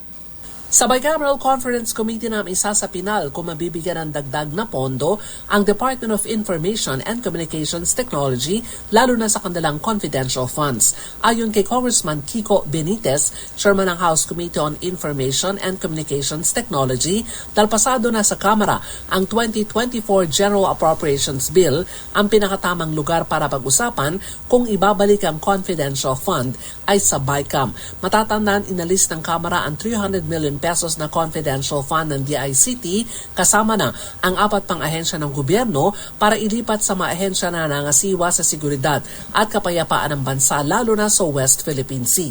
Pero dahil sa magkakasunod na pag-atake sa website at data system ng ilang ahensya ng gobyerno, humihirit ang DICT na maibalik ang tinapyas na pondo. Paliwanag ni Benitez, kailangan talaga ng DICT ng pondo na hindi bukas ang detalye sa publiko. Kung i-convert kasi sa regular budget ang pambili ng cybersecurity measure at kailangan idaan sa public bidding, malalaman na ng cyber criminals ang specifications ng cybersecurity na gagamitin ng naturang ahensya. Para sa kauna-una sa Pilipinas, DZRH, ako si Milky Riconan. Tuloy-tuloy sa pagbabalita, tuloy-tuloy sa serbisyo, sama-sama tayo, Pilipino. Maganda umaga, Pilipinas! Maraming salamat, Manang Milky. 14 minutos na makalipas ang alas 5 na umaga. Ay, para nga pala sa mga magre-regalo ngayong Pasko, huwag natin kalimutan. Tulungan ho natin ang ating mga magsasaka dyan sa lalawigan ng Quezon. Tangkilikin po natin ang kanilang mga produkto. Ang tinutukoy natin ang Tangerine Chocolate. Ang Tangerine Chocolate po ay produkto ng mga magniniyog dyan po sa lalawigan ng Quezon sa tulong po ni Dr. Helen Tan. Itong mga magniniyog na dating umaasa sa kopra, ngayon po ay mga MSMEs na. Yan dahil hinakot po ni Dr. Helen Tan yung mga gagandang planting material na kakao galing Davao, itinanim sa ilalim ho ng mga nyugan. Kaya ngayon ay nakapagpuproduce sila ng dekalidad na kakao beans at nagpuproduce ng masarap na kasiho ng tsokolate, yung Tangerine Chocolate. Available sa 0919-095-5935 o dili kaya sa tangerinechocolate.ph. May mahigit 10 variants po ng tsokolate na kanila po na ipoproduce at yun po yung pwedeng orderin. Sabi ho ni Dr. Helen Tan, nakatulong na ho kayo sa mga magsasaka na paboost pa ninyo ang immune system ng inyong mga mahal sa buhay dahil ang dark chocolate nasubok na sa matagal ng panahon bilang pang-boost ng ating immune system. Tangkilikin ang produkto ang gawang atin. Tangkilikin po ang Tangerine Chocolate. Yan po ay produkto ng mga magniniyog dyan po sa lalawigan ng Quezon. Yung pong mga nanalong kandidato hindi paligtas sa disqualification. Ayon po ito sa COMELEC. Detalye ng balita mula kay Let Narciso, RH14. Let, good morning. Hahabulin pa rin ng Commission on Elections ang mga tumakbong kandidato sa barangay at sangguniang kabataan elections na nakitaan ng paglabag sa batas. Sa Bagong Pilipinas ngayon, sinabi ni COMELEC spokesperson Attorney John Rex Laujanco na tutuluyan nila ang disqualification cases sa mapatutunayang sangkot sa vote buying at premature campaigning. Ayon kay Laujanco, nasa 27 ang una ng nakasuhan at inaasahang tataas pa ang bilang na ito sa mga susunod na araw kapag nasampahan ang lahat ng 154 na naireklamo. Mayroon rin anyang 59 na nanalo sa BSKE ang napigilan ang proklamasyon base sa utos ng Commission on Bank. Pagtiyak ng COMELEC, tuloy-tuloy ang investigasyon at prosekusyon sa mga kaso kahit tapos na ang halalan. At kahit nakaupo na sa kapangyarihan, ay pwede pa rin umanong mapababa sa pwesto kapag napatunayang lumabag sa batas. Para sa kauna-unahan sa Pilipinas, DZRH, ito si Let Narciso, tuloy-tuloy sa pagbabalita, tuloy-tuloy sa serbisyo, sama-sama tayo, Pilipino. Maganda umaga, Pilipinas! Ipinakantado naman ng Pasay City Government ang nadiskubreng Pogo Sex Den sa lungsod. Kinumpirma ng Presidential Anti-Organized Crime Commission na binawi na ang business permit at nirevoke ng PAGCOR ang lisensya ng Hoshen Technology Corporation at ng Prigo Computer Gaming OPC. Nakakuha ang dalawang Pogo Hub ng temporary internet gaming license sa ilalim ng Smart Web Technology na siyang nakarehistro naman sa Pasay Licensing Office. Matatandang sinalakay ng maturidad ang Pogo Hub kung saan 700 namanong human trafficking victim ang nasagip. Lupit, doon sa loob ng Pogo Hub. Merong torture chamber. Lupit, siguro doon pinahihirapan pagka hindi nakapagbayad. Siguro lang, hindi naman natin alam. Iniimbestigahan pa ho ng mga otoridad, ha?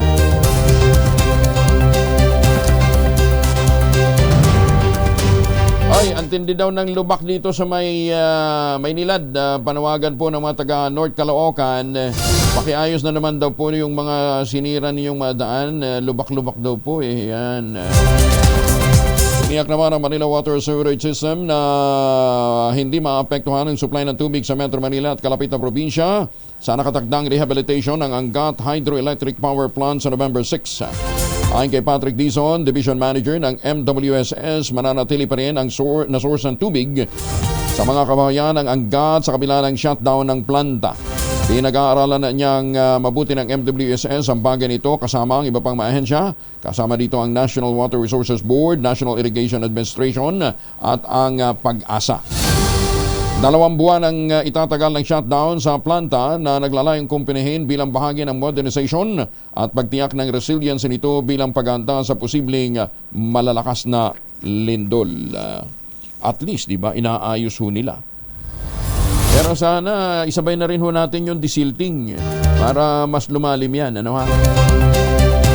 Magandang umaga kay Apolinario Madrisa dyan po sa New Zealand. Kumusta na ho kayo, ha? Swak na sa kulungan ang 3 hinihinalang tulak ng ilegal na droga matapos maaresto sa isang bypass operation sa Indang, Cavite. Kinilala ng Regional Police Office 4A ang naarestong suspect sa pangalang Aristeo, Rosel at Ronel. Nasa kote mo ito matapos bentahan ng shabu ang isang undercover police na nagpanggap na drug user sa barangay Lumampung sa Balabag. Nakuha sa grupo ang 3 sachet ng shabu na nagkakahalaga ng 1,380 pesos. May mga cellphone na subject sa digital forensic examination para makita yung mga drug transaction nila. Nakuha rin sa pag-iingat ni Aristeo na itinuturing na street-level drug pusher ang isang undocumented na caliber 45 na may 7 pang bala. Malupit ha. Ang nakumbiskang firearm ay isa sa ilalim naman sa ballistic at cross-matching examination upang malaman kung ito'y nagamit naman sa mga nagdaang krimen. Nasa custody na ng pulisya ang mga suspect at haharap sa kasong paglabag sa Comprehensive Dangerous Drugs Act of 2002. Si Aristeo ay muling maharap sa panibagong kaso ng illegal possession of firearm at paglabag sa gun ban sa ilalim ng Omnibus Election Code. Teka, di ba lifted na ang gun ban na Malu? Tawagan mga si Colonel Jean para magkaintindihan tayo. Suportado naman ng DILG ang plano ng Commission on Elections na kasuhan ang mga pulis at mga gurong last minute na ng umatras bilang poll workers sa barangay at SK elections. Yan po man, sinabi ni Interior Secretary Benhur Abalos na kailangan munang magsagawa ng investigasyon upang malaman ang dahilan ng mga umatras na mga poll watcher. O nga naman, sinabi ng kalihim na hindi pipigilan ng DILG ang COMELEC na kasuhan ng mga pulis. Diyan din ang mga guro oras na mapatunayang walang batayan ang pag-atras ng mga ito.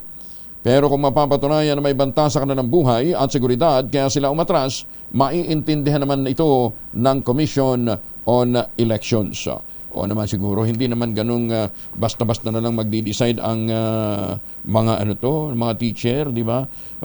Sa kabila ng sa kabila ng pagod at saka banta sa buhay ng marami sa mga guro natin, tinuloy pa rin nila ang paglilingkod. Pero kung talagang sa palagay nila hindi na sila magiging ligtas, wala naman sigurong katuwiran o may sapat na katuwiran para sila ay hindi tumulong nung nakaraang eleksyon. Maganda umaga, Pilipinas! 25 makalipas ang alas 5 ng umaga, pinaalalahan muli ng Commission on Elections sa mga komandinato sa nakalipas na eleksyon na tanggalin ang kanilang mga poster at mga campaign materials. Huwag nyo daw gagayahin yung mga tumakbo ng lokal na eleksyon, local at national election, natapos ang barangay at SK election yung kanilang mga poster nakadikit pa rin ho sa mga bahay-bahay. May ko to kayo, nandun pa rin yung poster ni konsehal, ni congressman at saka ni mayor. Ayon kay Comelec spokesperson John Rex Laujanco, bibigyan lamang sila ng hanggang Sabado, November 4 para tanggalin ang kanilang mga materyales na nasa common poster area. Bukod dito, kailangan ding magsumite ng SOSE o Statement of Contributions and Expenditures sa mga kandidato nanalo man o natalo hanggang katapusan ng Nobyembre. Sa ilalim ng Republic Act 7166 o Synchronized National and Local Elections, ganti ng Electoral Reforms Act, hindi maaaring makaupo sa kanilang pwesto ang mga nanalong kandidato kung hindi pa nakapagsusumite ng kinakailangang SOSE. Yan, Kung ayaw nyo ma-disqualify, mahalaga na kayo po ay magsumite ng inyong SOSE. Kaya lang yung iba, hindi naman talaga truthful doon sa kanilang deklarasyon. Ano ba yung dapat nilang i-declare doon? Lahat ho ng kontribusyon, material, pinansyal, yan daw po ay dapat na idinideklara. Kaya lang, sabi nga nung iba, pagka yan ho, dibdiban mong sinunod, malamang maraming ma-disqualify. Naman, kasi sobra-sobra naman ho talaga din yung kontribusyon. Sobra-sobra naman din ho talaga yung winaldas, ginastos ng mga komandidato sa nakalipas na eleksyon. Ayan, manutawagan si chairman, ang tawagan din natin para magkaintindihan ho tayo dito ho sa SOSE, SOSE. Ang tawag dito, Ganban. Bagong balita, bagong impormasyon, kasama si Kuyang Angelo Palmones. Magandang umaga, Pilipinas! Colonel Jen Pajardo, magandang umaga po sa inyo. Tiniyak naman ng Philippine National Police na gumagawa sila ng mahakbang upang protektahan ang bansa at ang mga Pilipino sa gitna ng ulat ng presensya ng mga sleeper cells mula sa China. Ayon sa pamunuan ng PNP, mula kay PNP Chief Benjamin Acorda, hindi tumitigil ang kanilang mga tauhan sa pagbabantay habang regular niyang nakikipag-ugnayan sa kanilang mga intelligence operatives. Ang paniniwala ukol sa sleeper cells ay nagugat sa pagkakaresto ng dalawang Chinese sa Parañaque City kung saan nasamsam sa kanilang matataas na kalibre ng armas na may marking na from People's Republic of China.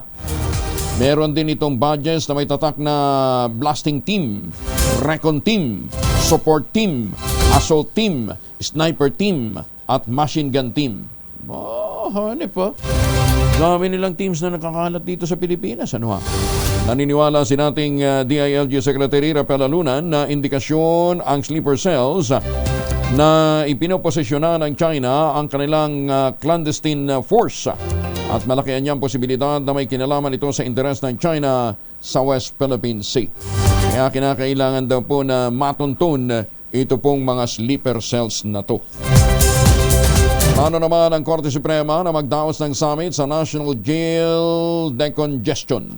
Ang hakbang ng pamahalaan ay kasunod ng pagbisita ni Chief Justice Alexander Gesmundo sa Pasay City Jail noong Oktubre 29, bahagi ng jail visitations sa National Correctional Consciousness Week.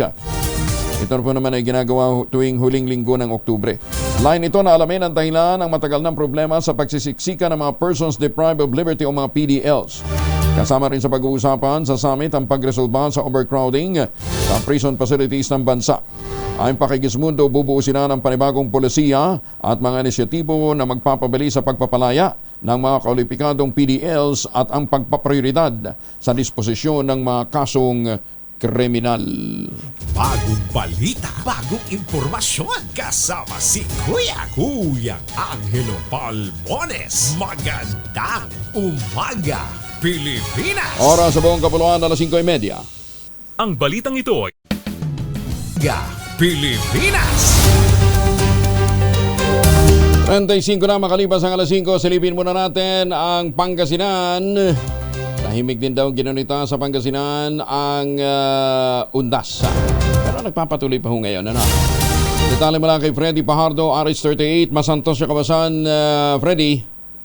Yes, masanto rin kabasan, Sir Angel. At naging matahimik ang paggunita sa araw ng mga patay sa 44 na munisipalidad at 4 na syudad ng Pangasinan. Ayon ito kay Provincial Director Colonel Jeff Panged.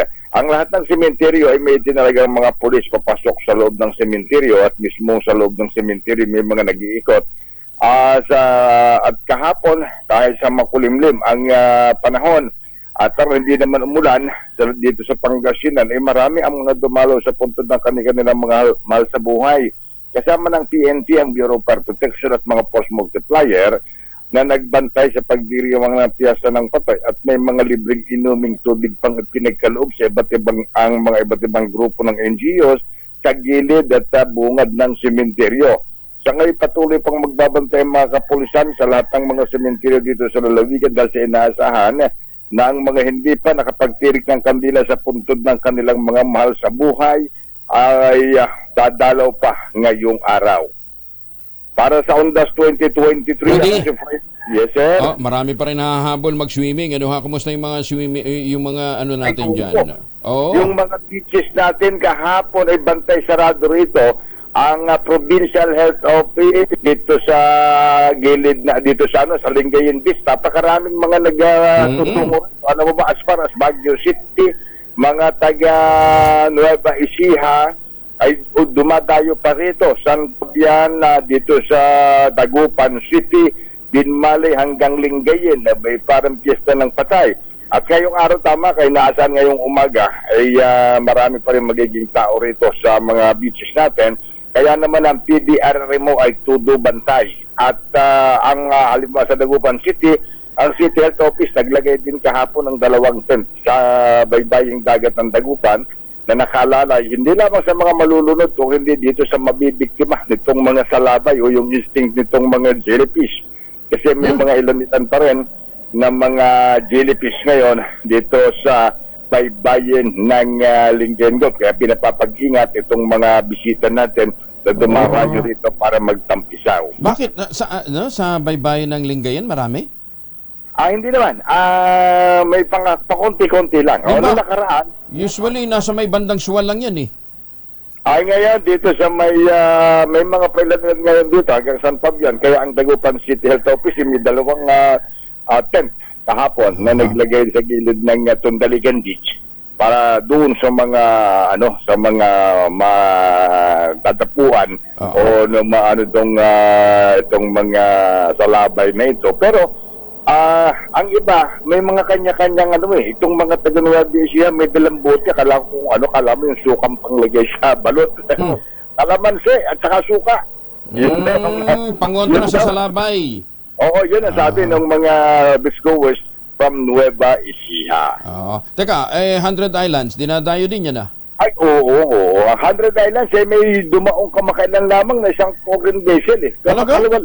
Before election, one day before the election, ay may isang Portuguese yata yun, yung mga bisita na dumaong dyan sa 100 Island. Saan dumaong? Paano sila dadaong? Mababaw naman yung hindi naman pwede sa cruise. Malalim kasi rito sa Angel, tapos sinusundo ng tugboat. Hindi naman yung alongside. Medyo anchorage. Talaga nag-anchorage? Saan ba sila nag-anchorage? Sa May? Alam mo yung Coulter Mountain? Ang Coulter Mountain kasi may mahabang pantalan yan. Kaya lang hindi pwede mag-alongside doon. Itong mga malalaking barko kasi gamit lang ito ng mga nagde-deliver ng coal dito sa Coulter Mountain sa bayan ng Sual. Talaga? Meron pala dyan. Tapos mag-anchor lang sila doon. Then? May mga tugboat na malapit lang naman May mga tugboat na magdadala sa kanila sa tabi. Okay. Marami? May cruise ship na talagang pumupunta ha? Oo, matagal-tagal na ito. Ano bang makikita? Ano makikita bukod sa 100 Islands? Marami kasi kagaya nitong mga Portuguese na dumating, nagana pa ng dito sa Bawang La Union. Doon sila. Kasi pagdating mo ng Sual, bahagi ng Lingayen-Gold hanggang La Union. Pwede. At saka, ang kadalasan, halimbawa, ay kapag galing na ng Sual, makapaglilibot na sila rito pag mga Katoliko yun, diretso ng Manawag. Ako sa bagay. Oo. Oo. Teka muna, yung mga malalaking paniki ba dyan sa 100 Islands, nandyan pa? Hindi na masyadong pamoso. Parang nabulabog na yata sa mga development na sinagawa dyan sa lugar. But anyway, meron pa rin naman. Meron pa rin. Pero kompleto, mahigit 100 pa rin yung 100 Islands natin. Kapag kalutay, pag nag-heightened may nawawala rin yan eh. At saka itong mga panik yung malalaki gamo ay may natuto na rin kumakain ito eh. Yun nga eh, yun ang problema. Dapat hindi kinakain para, hindi naman yan harmless sa tao eh. Oo, kaya nga.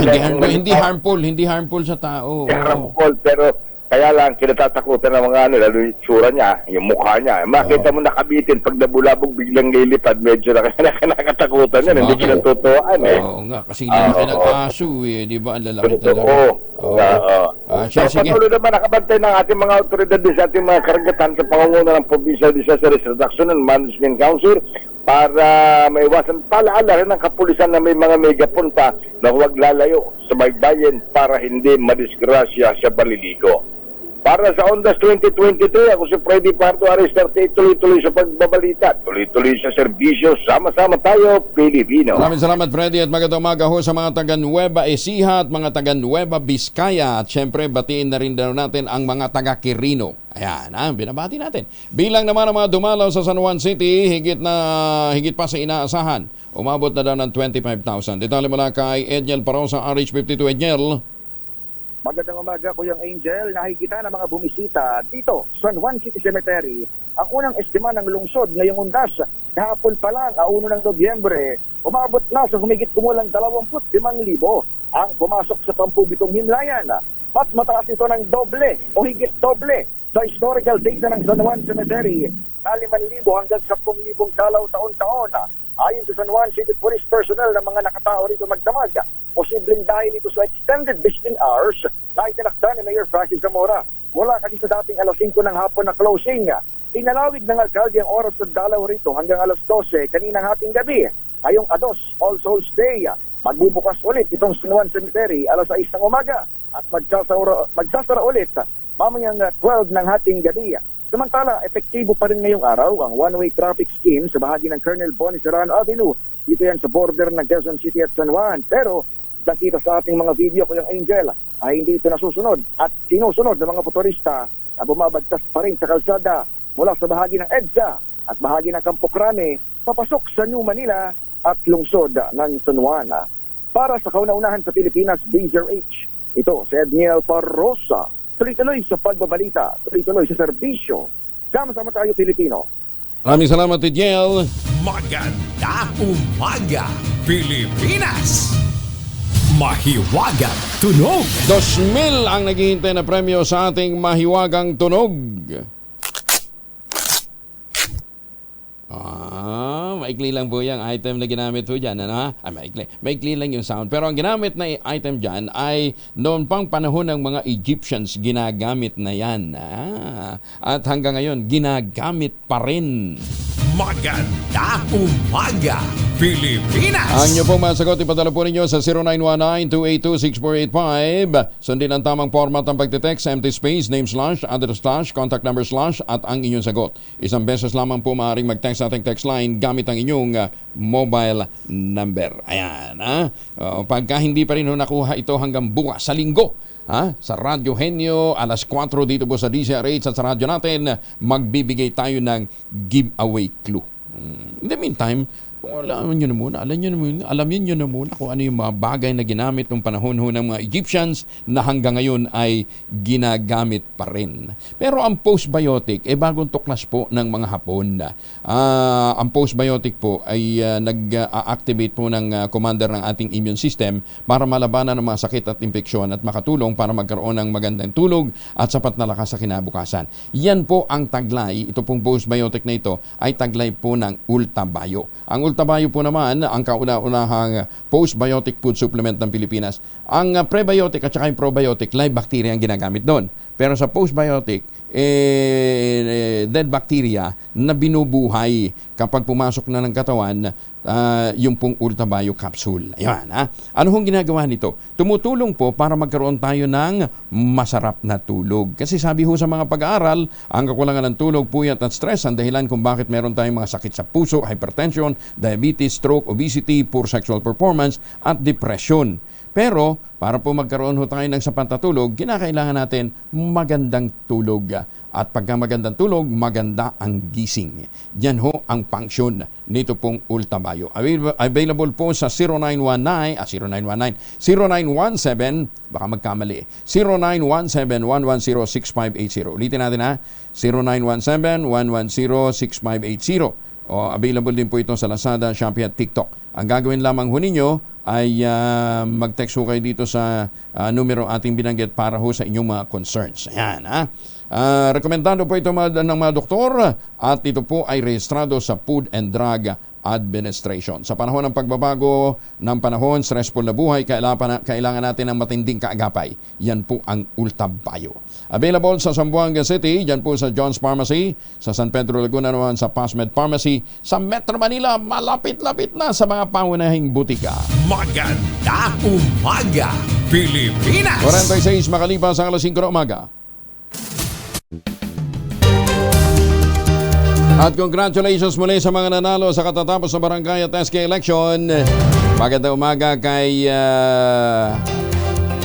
Barangay Rizal, dyan po sa San Narciso, Quezon, Barangay Captain Resel Mission. Congratulations, Kapitana. Ito pong si Kapitana Resel Mission naninindigan. Pinupuri ho natin, naninindigan para sa kalikasan. Siya ho yung patuloy na humaharang dito ho sa pagbebenta ho ng Amihan Cove Resort and Residences na nagbebenta ng mga units kahit wala hong approval mula sa Department of Urban Development and Housing Human Settlement. Wag ho kayong magpapabola, baka madali ho kayo ng mga budol. Mga nambubudol dyan. Pinalabanan ho ito nung nagde-develop ho nung resort at saka nung subdivision na yan. Pinalabanan, hindi umubra. Kaya congratulations Ituloy nyo lang ho yung laban nyo yan para ho sa kalikasan, lalong-lalo na sa pagpapanagot dito po sa namutol ho ng mahigit 1,000 punong nyug nang walang permiso mula sa Philippine Coconut Authority at mula po naman sa DNR dun ho sa pagputol ho nila ng mga bakawan. Congratulations kay Barangay Rizal, Barangay Captain Resel Mission dyan sa San Narciso, Quezon. PCA at DNR, ano na? Buti ba yung ibang naninindigan? Ay, sus, may kayo na dapat na kumikilos parang pagkabagal-bagal, Pinalilikas na ang halos 6,000 residente sa malawakang wildfire dyan po sa Southern California. Nasa 900 hectares po ng rural land sa southeast Los Angeles ang nilamon ng wildfire. Umabot na ito sa highway at inabo naman ang 3 gusali. 6 na infrastruktura pa sa nasabing wildfire ang nasunog. Mabilis po kasi kumalat ang apoy dahil sa malakas ang hangin. Ang nanganganib na madamay daw po nasa 1,300 na mga kabahayan. Daan-daang bumbero na nagtutulong-tulong para maapol ang apoy. Wala namang napaulat na nasaktan o nasa way sa wildfire pero iniimbestigahan pa ang sanhi nito. Patay naman ang 4 katao habang sugatan ng 5 iba pa. Sa salpukan ng 3 sasakyan sa lalawigan ng Laguna. Sa report ng PNP Region 4A, sinalpok ng sports utility vehicle ang kasalubong na tricycle at motorsiklo sa Calamba City. Ang mga nasawi ay sina Gilbert Palupit, asawang si Aileen, ang mga anak na sina Maria Alicia Gale, 9 years old, at saka si Akisha Gillian, 11 years old. Sus, may Ginoo. Dead on the spot si Gilbert habang dead on arrival naman ang asawang si Aileen. Namatay naman habang ginagamot sina Alicia at Akisha. Sugatan ng mag-asawang John Ray at Myla San Juan ng Nagcarlan, Laguna na magkaangkas naman sa motorsiklo. Sa investigasyon ng pulisya, magkasunod na tumatakbo ang tricycle at ang motorsiklo sa kabilang linya nang biglang salubungin sila ng SUV. Sa lakas ng impact, nawasak ang tricycle at motorsiklo. Tumilapon sa kalsada ang mga biktima na pawang nagtamo na matitinding pinsala sa katawan at ulo. Patungo sana mag-anak sa Sariaya, Quezon mula Laguna para dumalaw sa mga yumao nilang kaanak nang mangyari ang naturang trahedya. Patuloy pa ang pinaghahanap ng rescue team ng Philippine Coast Guard ang isang pasaherong lalaking nahulog mula sa cargo passenger vessel sa Calatagan, Batangas noong Martes. Inilala ng Coast Guard ang biktima na si Ralph Bernard Herona, 26 anyos, taga Iloilo. Nasa bahagi na ng karagatan ng Calatagan ang barko nang mahulog si Herona mula sa MV Maligaya bandang alas 3:50 ng hapon. Galing Maynila at patungong Bacolod ang barko na pag-aari ng To Go Shipping Corporation. Sakay ang 126 na crew at 425 na mga pasahero. Inalerto na ng Coast Guard ang operator ng Vessel Traffic Management Service sa koridor kaugnay ng naturang trahedya. 5 minuto na lamang bago po mag-ACS ng umaga. Ayan, wag ho kayong mag-alala, hindi naman ho tayo magkakahiwa-hiwalay pa. Ayan ha. Pang-extended tayo. Hanggang ACS balita. Yan ang epekto ng ultrabayo. Extend nyo man ho ng isa pang oras, ayos lang. Pero doon sa mga naghahanap po ng mabibiling bahay, kaya lang 20 units na naman po natitira. Sa pa rin ang pangarap na magkaroon ng sariling bahay sa Metro Manila, 50,000 pesos all-in down payment po naghihintay, plus may mga giveaways item pa para po sa mga magpapareserve dito po sa natitirang 20 units ng GA Tower 2. Bantakin ho ninyo, pinarenovate na para mapaganda. Pagkatapos ngayon, dun ho sa natitirang mga units, may parapol pa. Ababonggang-bongga, Ang gagawin ho ninyo, makipag-ugnayan sa 0996-501-5555 o dili kaya sa 0947-434-5555. Ito pa rin ang pangarap na magkaroon ng sariling bahay sa presyong abot kaya. Ito ho, ready for occupancy na rin ho yung mga natitirang mga units. Kaya pwede nyo na rin hong puntahan para makita ho ninyo, labi pa lang panalo na. Dagdag nyo na lang, bonus na lang ho yung mga amenities. Pero makita ho ninyo na labi pa lang panalo na dahil para kang bumili ng unit sa isang 5-star hotel. Ang sabi nga ni Ginoong Nico Valencia ng Westchester Realty, stop renting, start owning. Umaga, Pilipinas! Menos stress bago po mag-alas 6. Umaga, Pilipinas! Menos 2 bago po mag 2x2. Batiin ko muna magandang umaga po kay Ma'am Ruby Magtanob ng Bureau of Internal Revenue. Nasa Pilipinas ba kayo, ma'am? Wala kayong biyahe ni Mr. patungong Europe, Yung mag-asawa daw ho kasi madalas na bumibiyahe sa Europe. Matakin nyo, itong taong ito, sabi ho ng mga taga-BIR, 4 times daw hong bumiyahe patungong Europa. Ayan, sarap siguro talagang may mga kaibigan mula po sa mga operator ho ng Pogo, naman. Magtanim ng kawayan para sa kalikasan at kabuhayan.